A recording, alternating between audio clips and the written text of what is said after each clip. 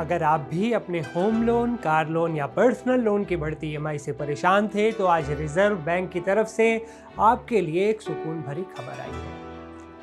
नए वित्त वर्ष की पहली मॉनेटरी पॉलिसी मीटिंग के नतीजे आ गए हैं और आरबीआई ने एक बार फिर आम आदमी की जेब का ख्याल रखा है।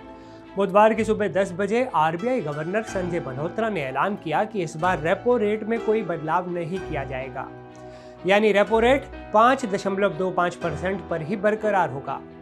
इसका सीधा और सरल मतलब यह है कि आपके बैंक लोन की किस्तें फिलहाल नहीं बढ़ेंगी।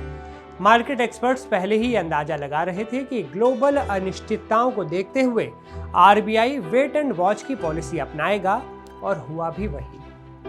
रेपो रेट को स्थिर रखना उन लोगों के लिए बड़ी राहत है जो पिछले कुछ सालों से महंगाई की मार झेल रहे थे। अगर हम पिछले 2 सालों का रिकॉर्ड देखें तो फरवरी 2024 से अब तक आरबीआई ने कुल 125 बेसिस पॉइंट यानी 1.25% की कटौती की है। आखिरी बार दरों में कटौती दिसंबर 2025 में देखी गई थी। गवर्नर संजय मल्होत्रा ने साफ किया कि कमेटी ने फिलहाल न्यूट्रल रुख बनाए रखने का फैसला किया है। हालांकि उन्होंने ये भी माना कि घरेलू महंगाई के आंकड़ों में राहत तो है, लेकिन खाने पीने की चीजों के बढ़ते दाम अभी भी एक बड़ी चुनौती बने हुए हैं। अच्छी बात यह है कि भारतीय इकोनॉमी तमाम वैश्विक उतार चढ़ाव के बावजूद मजबूती के साथ खड़ी है।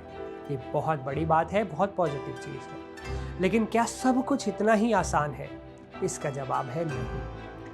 आरबीआई गवर्नर ने खुदरा महंगाई यानी सीपीआई इन्फ्लेशन को लेकर एक बड़ी चेतावनी दी। उनका कहना है कि महंगाई के मोर्चे पर अभी भी अपसाइड रिस्क बना हुआ है, यानी कीमतें कभी भी उछल सकती हैं।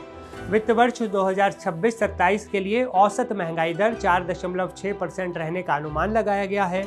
इस बैठक में सबसे ज्यादा चर्चा पश्चिम एशिया यानी मिडिल ईस्ट में चल रहे युद्ध को लेकर हुई। आरबीआई का मानना है कि वहां चल रहे तनाव के कारण कच्चे तेल की सप्लाई चेन बिगड़ सकती है, जिसका सीधा असर भारत में महंगाई और विकास की रफ्तार पर भी पड़ सकता है।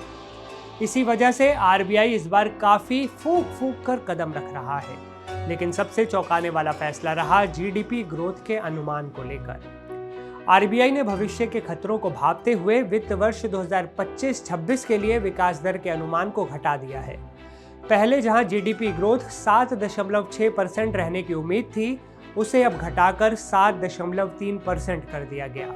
ये कटौती सीधे तौर पर ग्लोबल टेंशन और सप्लाई चेन में आ रही रुकावटों का नतीजा है। गवर्नर मल्होत्रा ने स्पष्ट कर दिया है कि भारत के आर्थिक फंडामेंटल्स तो मजबूत हैं, लेकिन हम दुनिया में चल रहे हलचल, जो दुनिया में उतार चढ़ाव है, उससे अछूते हम भी नहीं रह सकते। कुल मिलाकर आरबीआई का ये फैसला एक बैलेंस बनाने की कोशिश है, जहां एक तरफ आम आदमी को ईएमआई से राहत दी गई है, वहीं दूसरी तरफ देश की अर्थव्यवस्था को आने वाले तूफानों के लिए तैयार रहने की भी चेतावनी और सलाह दी गई है।